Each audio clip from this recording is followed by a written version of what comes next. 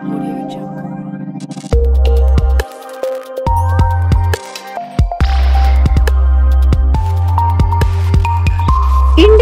TV9 news Maharashtra.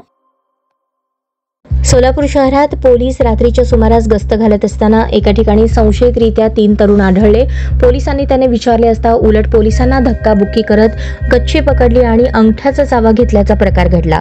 27 मे रोजी 5च्या दरम्यान नवी पेठ येथील सलगर कॉम्प्लेक्समध्ये ही घटना घडली।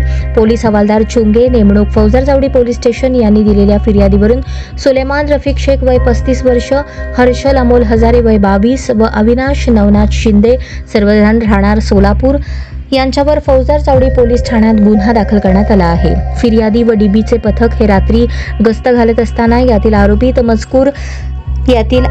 हे सलगर कॉम्प्लेक्स येथील 4थ्या मजल्यावरील इरास्पाच्या दुकानात नमूद आरोपीत यांनी फिर्यादी आणि पोलीस कॉन्स्टेबल पुजारी यांना धक्काबुक्की करून शिवीगाळ केली। तसेच आरोपी 1 यांनी फिर्यादीच्या शर्टाला धरून ओढले, बटन तोडून फिर्यादीच्या डाव्या हाताच्या अंगठ्याजवळ चावा घेऊन सरकारी कामात अडथळा निर्माण केला।